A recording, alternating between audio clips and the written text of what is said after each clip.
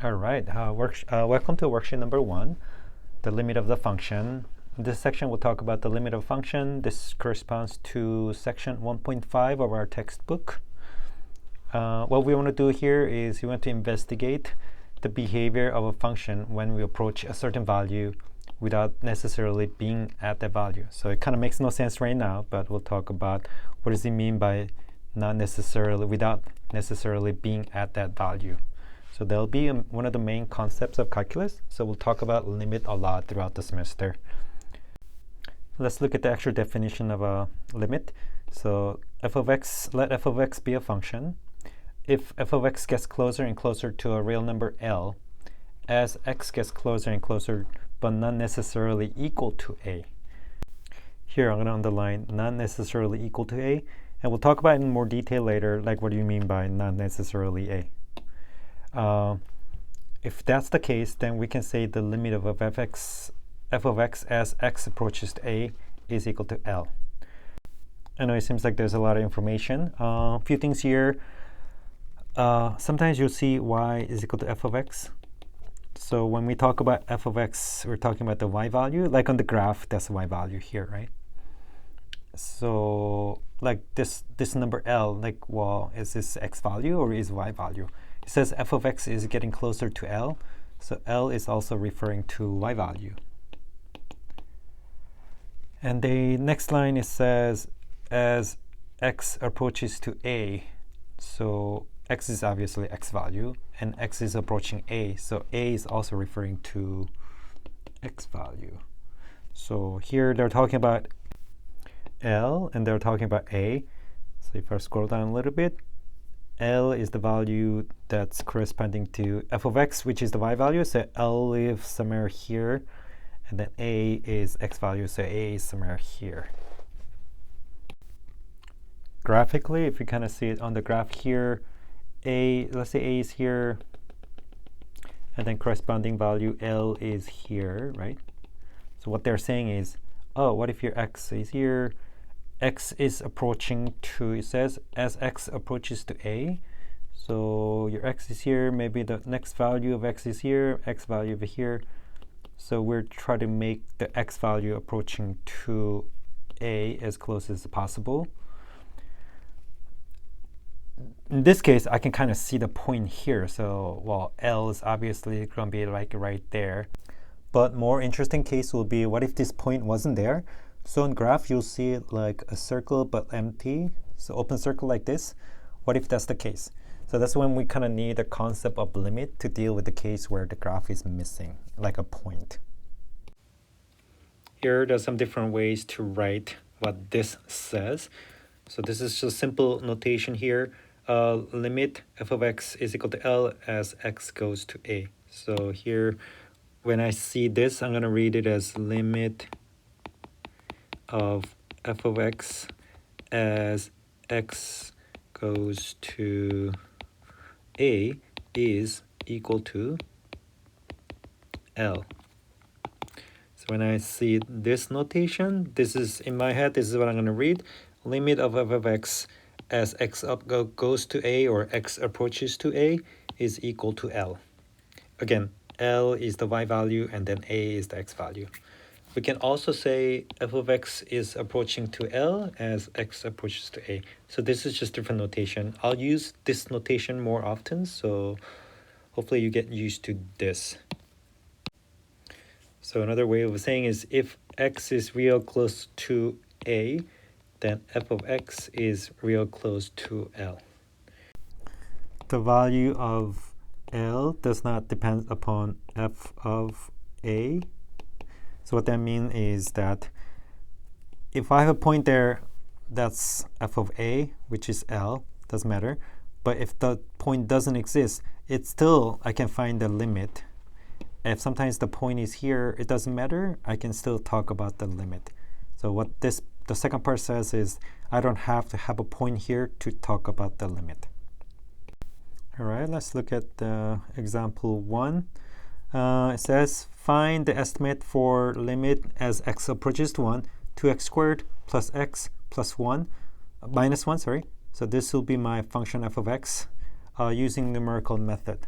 So on the bottom it says x is approaching to 1, so x value that's going to take is the value that's very close to 1 without being necessarily equal to 1. So if you kind of look at the values here, some sample points, there's a 0.5, 0.9, 0.99. As you can see, these numbers are approaching to 1 without actually being exactly 1. Same here, 1.5, 1.1, 1.01, so on and so forth. These values are approaching to 1 except being exactly 1. So here what we're going to do is we're going to plug in these points into f of x and see what f of x value we get and see if there's like a pattern. I want to see whether these numbers are approaching 2. So if that's the case, that's going to be my L. So again, a in this case is equal to 1 and we're trying to find the L. So here I'm just using my calculator. When I plug in 0.5, I get 0. When I plug in 0.9, I get 1.52, and so on and so forth. 1.9502, 1.995002, 1.99950002. So I can kind of see here, these are random numbers, but I can kind of see a pattern. Maybe they're approaching number 2, right? So that's my estimate for L. I can kind of do on the other side where x is slightly bigger than 1. Here I get 5. Oops. I get 5. I get 2.52, 2.0502, 2.005002, 2.005. Oh, 000. There's a lot of zeros. Okay, so you can kind of see these numbers are approaching to 2. So there are going to be cases where these numbers will have some sort of, these numbers will approach to some particular number, but there are going to be cases where these are just going to be a random number. So in this case, my guess for 2 is, my guess for L is 2. I can kind of see these numbers are approaching to 2. So here you should see the y values getting closer and closer to 2 as the x values are getting closer and closer to 1. Here you might be thinking, can I just plug in, why do I have to go through all this process? Can I just plug in 1 into here and then it'd be easier? The answer is yes. So my side note here, what if we plug in x is equal to 1? Well, if we plug in 1, that's 2 times 1 squared plus 1 minus 1, so that's just 2. So, which is same, I mean, I knew that, but why can't we just do this all the time? Why do I have to go through this process to get 2? I already knew it was going to be 2. Well, sometimes you cannot plug in a particular number into the function. So if you look at the next example here, it's very similar as previous one, but notice that x goes to 1. So okay, my a is equal to 1. So that's the same thing there. But you notice that my function is a little bit more crazier. And then we have denominator, it says x minus 1. So if I plug in 1, I get 0 denominator. But you can't have 0 denominator when you have a fraction. So this is a case where you cannot plug in 1, unfortunately. But we can still kind of do the same process. A is equal to 1, so these numbers are approaching to 1. These numbers are approaching to 1. I'm going to have you guys pause and plug these numbers into the function and see what you get to see if there's a pattern or is going to be just random number. So based on your observation, I'm going to see if you can estimate the limit for this particular function. All right, if you plugged in these numbers and got this, if you did it correctly, you should be able to get 4. And then this is a case where the limit of function may exist, 4 in this case, even if the function does not exist at that value, means I cannot plug in 1. So function didn't exist at x is equal to 1. Let's look at example 3. Limit as x approaches to 0. Now x is approaching to 0. So a is 0, not 1 anymore. And my function is a little bit more complicated. E to the x, and we have sine x here. So since x is approaching to 0, I'm going to put like maybe 0.5, 0.1, 0.01, 0.001 as my sample points. I want to make sure these numbers are approaching to 0. And once I plug in, I'm going to get the f of x values. I'm going to have you guys pick numbers that are from the other direction. So 0 is here. I'm picking numbers from here, 0.5, 0.1, 0.001. But I could approach 0 from the left-hand side. So that would be like all the negative numbers. So I could do negative 0.5, negative 0.1, negative 0.01, negative 0.001. So you kind of notice that if I'm approaching to a particular number, it's possible that I can approach from the right-hand side to 0, but it's also possible that I can go from left to right, right? So I could approach from the left-hand side, I could approach from the right-hand side. So usually we'll have two different directions. I'm going to have you guys plug in these numbers to this function and see if you find the pattern. One thing I want to mention is I want to make sure your calculator is in the radian function. Calculator needs to be in radian mode. This is especially true when we are dealing with sines and cosine and stuff. So what does that mean? Instead of using degree, right? So like 90 degrees, 180 degrees, we're going to say pi over 2 and pi instead of that. So how do you know if your calculator is in radian mode? If you did sine pi over 2, and if you got 1, then you're good. If you're not in radian mode, but if you're in degree mode, then sine pi over 2 is not going to give you 1. So make sure, try this on your calculator, type in sine pi over 2. If it gives you 1, then you're good. If it's not, then you got to go to a setting and change your input mode into the radian mode instead of the degree mode. So when you're done with example 3, let's look at example 4. Here, example 4, it says, use the following graph to find the following limit. So, okay, I don't know what the function is. They only gave you graph here. And I noticed that some part of the graph, the circle is filled in, and some part of the graph circle is like empty, it's not filled in, right? So that means the point exists here where the point is filled in.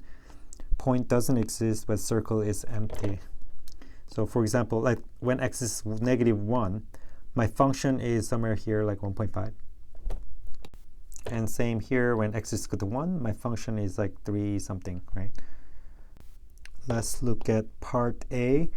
It says limit as x approaches to -2. Okay, -2 is here. So again, this is x value, so x value is here, right? So my A value is -2. So when x is approaching -2, so maybe I can pick -2.5, -2.1, -2.01, or something like that. My y value is something here, so like 0.5 maybe, 0.3 maybe, 0.1 maybe. You can kind of see the y values are approaching to 0, right? Same is true if I were to come from the right-hand side. I'm picking my x to be like 2.5 or 2.1. The points here, my y value is just slightly below 0. So it's close to 0. So I can see the value is going to approach to 0. So here I want to say the limit is equal to 0.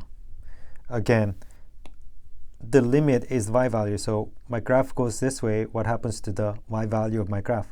Y value is this, right? Which is the height. My graph basically goes to 0 as a height. So that's 0. Let's look at this. Part B says limit as x approaches to 1 of f of x. So again, 1 is my x value. That's A is 1. So I'm approaching from the right-hand side, and I'm approaching from the left-hand side. If I was approaching 1 from the left-hand side, my graph is here, like 0.5, 0.1, 0.1, 0.01. So my points are here, here, here. It approaches to 1. That's my y value, right? Same, if I'm approaching 1 from the right-hand side, my graph is here. The height of the graph, which is the y value, approaches to 1.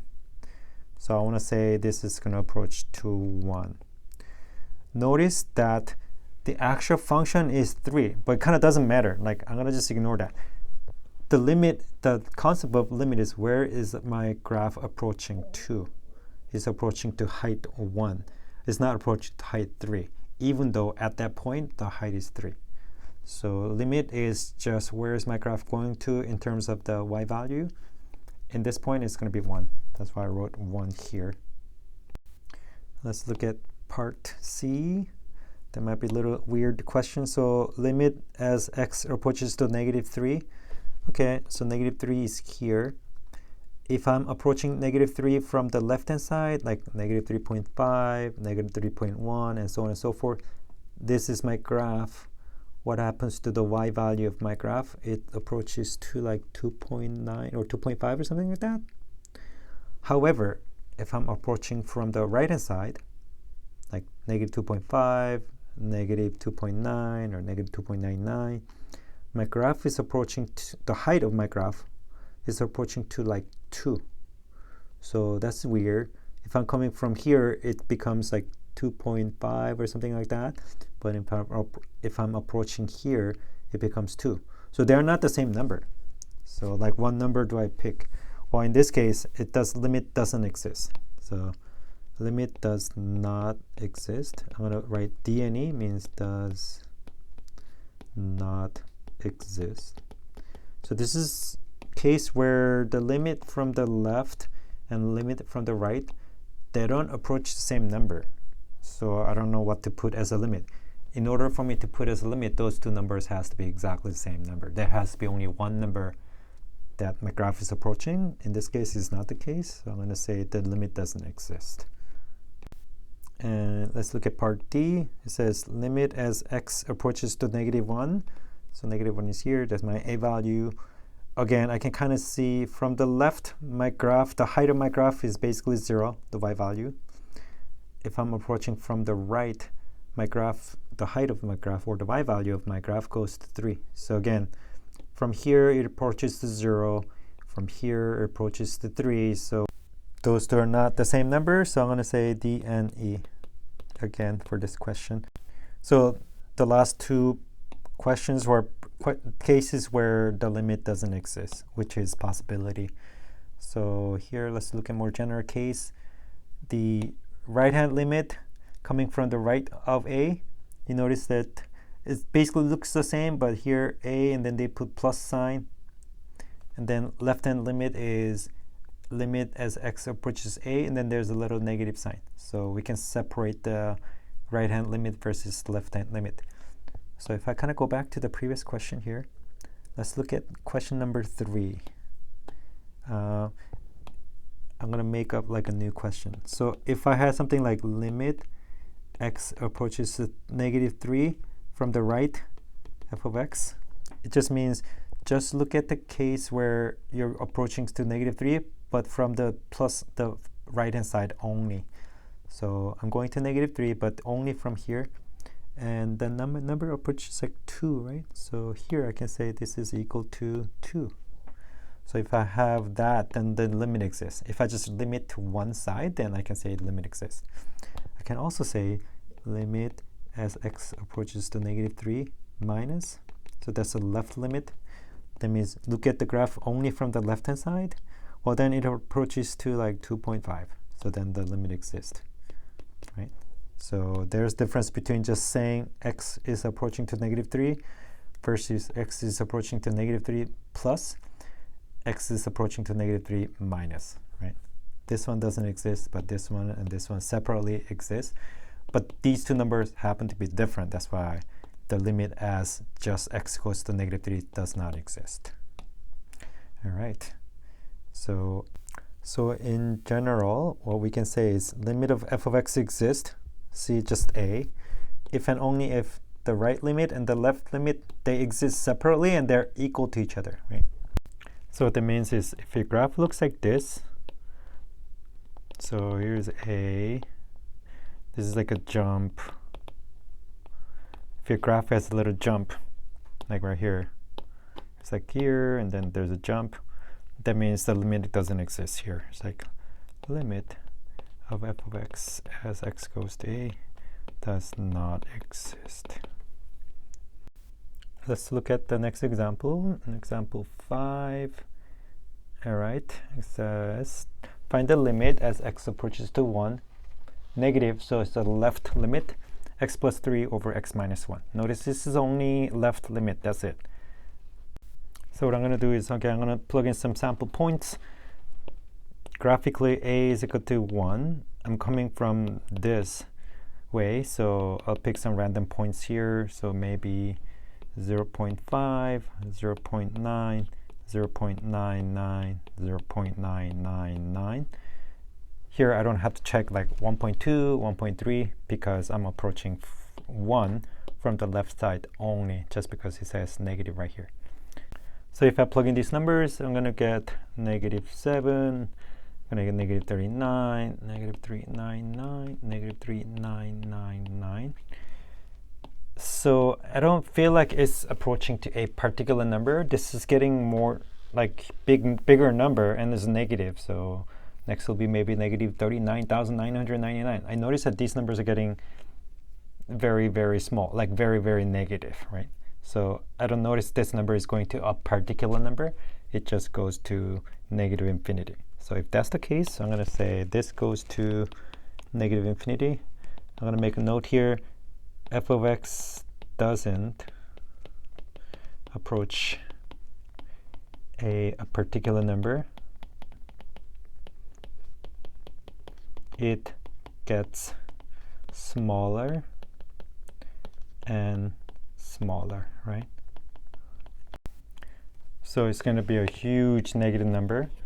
That means it's a very small number, and then basically that's negative infinity.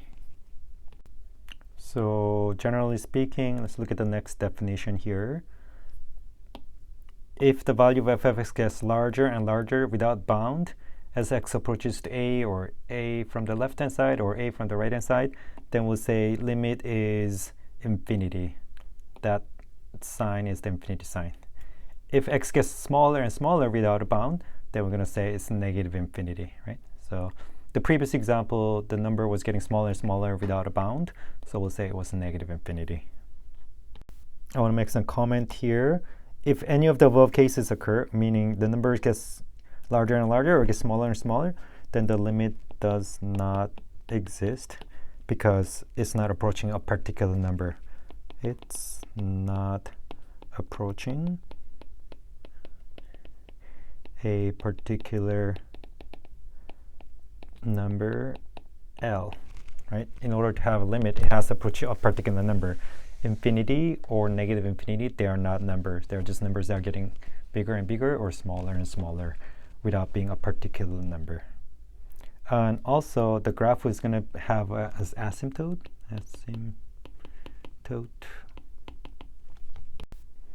at x is equal to a. In terms of graph, it goes up forever, it goes down forever. We're going to talk more about this when we talk about the graph of a function. Let me just make one more comment here and then have you guys work on some examples. Like here, in example 5, like if we plugged in x is equal to 1, then you get something like 4 over 0 basically. Because when I plug in 1 to the top, is 1 plus 3, which is 4. 1 minus 1 on the bottom is equal to 0. So if I get something like this, a non-zero number over 0, then most likely you're going to get infinity of some sort, positive infinity or negative infinity. So I'm going to go back to the definition and then make a little comment here. If we get a non-zero number over 0, so like previous example, we had 4 over 0. So non-zero number over 0, then we may get positive infinity or negative infinity. So that'll kind of help you decide if the limit is going to be positive infinity or negative infinity. You're going to get some non-zero number over 0. That format will give you either positive or negative infinity. Okay, I'm going to look at example 6. I'll do the first one. I'm going to have you finish the rest of it. Let's look at part A. Find the limit without using the calculator. Okay. X approaches 2 from the left-hand side. My first instinct was to kind of plug in the numbers here. So let's plug in 2 into here, 2 into there. So on the top, I'm going to get 2 squared, which is 4. On the bottom, if I plug in 2, is 2 minus 0. That's 2 minus 2 is 0 to the cube, so that's 0. So if I actually plug it in, I get 4 over 0. So it's non-zero number over 0. So my guess is it's going to be either positive infinity or negative infinity. How do I know it's positive or negative? Well, I have to look at the sign. So on the top, it's 4, positive 4. On the bottom, it's 0, but is it going to be like slightly 0-ish positive number or slightly 0-ish negative number? Kind of, let's look at here. So again, x is approaching to 2 from the left-hand side, so 2 is here. I'm approaching 2 from the left. So I'm looking at like numbers like 1.9 or 1.999 or something like that. So imagine you're plugging 1.99 here. So 1.99 minus 2 will be negative 0.01. Negative small number. Cube a negative number, so it's going to be negative. So here, it's going to be kind of weird, but I'm going to put negative 0. I put 0 as if, because it's going to be a small, very small number, almost 0. But it's going to be negative, slightly negative number, because when I plug in 1.99, this became 0. 0 to the cube is 0. So basically, I have 4 over negative 0. So here, I can determine that this is not going to be positive infinity, but it's going to be negative infinity because I have positive number over negative number. So overall, the entire thing is going to be negative. All right. So I'm going to have you pause and finish the rest of number 6. And I think that's it for this worksheet.